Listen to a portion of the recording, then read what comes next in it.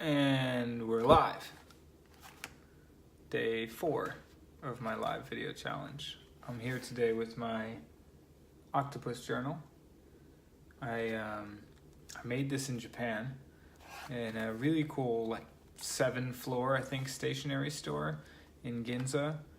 If you ever go to Japan, if you go to Tokyo, they're crazy about stuff that you don't really see too much of in the US anymore in a lot of ways, but in this case, paper and pencils and pens and just good quality versions of those. I remember when I was a kid, there was more kind of stores around that specialized in that stuff, and now it's you just buy it on Amazon or Office Depot or don't, because you write online on a computer.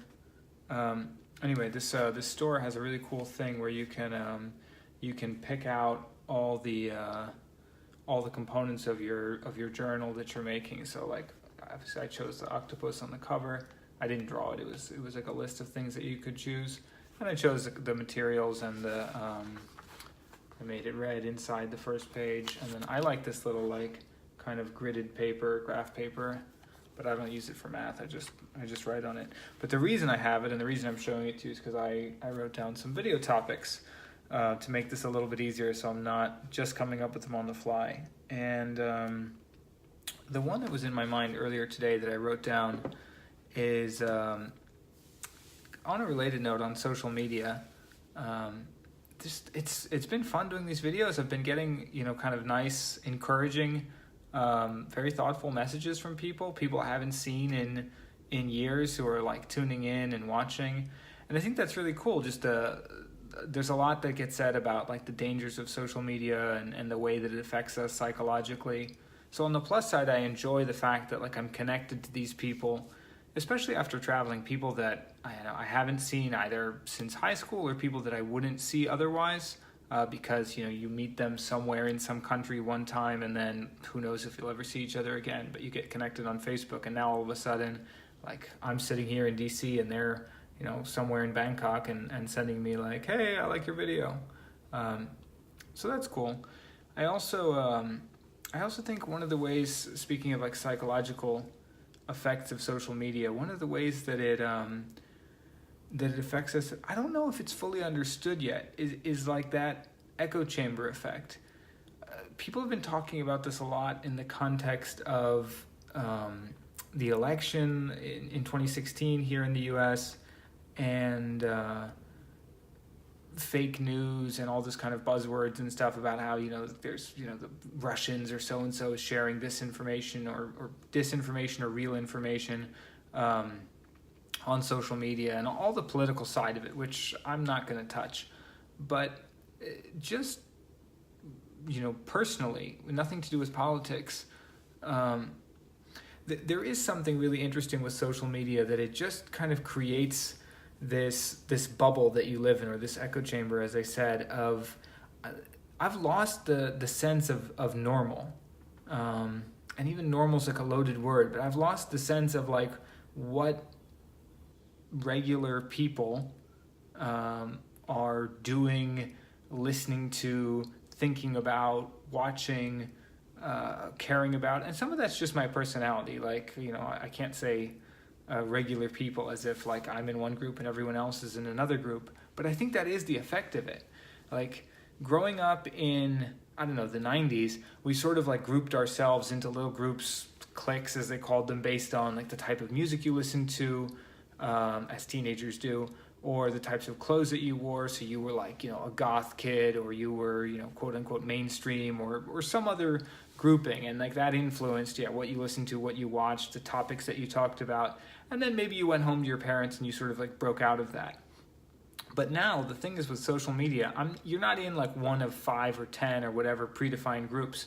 You're in one of 7 billion groups, defined basically by your interests, whatever posts that you liked, and other people that you follow, and brands that you follow, and things that you've watched before. And as a result of that, you just end up with this worldview. And again, not politically, just this worldview of stuff that you're into, that it seems like everyone else is into. So more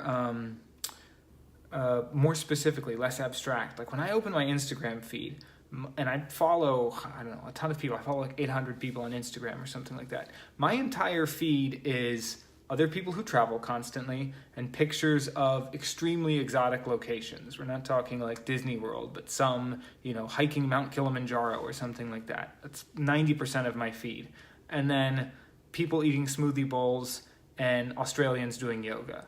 Like if I judge sort of what's normal in the world and what's going on in the world based on what I see on Instagram, everyone is an Australian person doing yoga and like hanging out in Bali.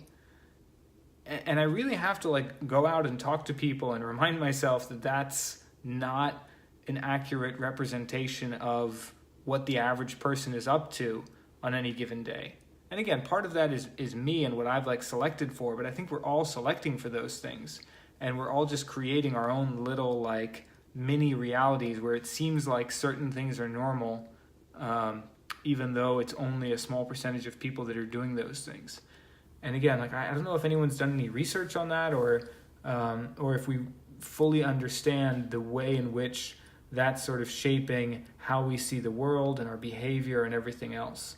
Another example, like I have a few friends who are life coaches, and a few more friends and just people that I've met, over the years who, have done some coaching or who have gone to a coach or just have some connection to coaching as a thing. So clearly for them, it's normal to a sense in some degree. But then I go being back home here in Washington, I talk to people that I've known who I don't know from like that circle, that are just people I grew up with or family or friends. And even just like the idea of a life coach is like some really weird new age, like what, a life coach? And yet, like looking at my social media, I get the impression that like being a life coach is such a passé, saturated market that there's like hundreds of life coaches in, every zip code, and there's too many of them and the world doesn't need any more. And again, and then I go have a conversation outside of all this, and it's like, what the hell is a life coach? I've never even heard of that. So I don't know. It's just something that that's been interesting to me, and that I'm just kind of getting some awareness of this idea of the kind of split sense of like, normal within my view based on social media and normal in the real world. That's it for today. See you tomorrow.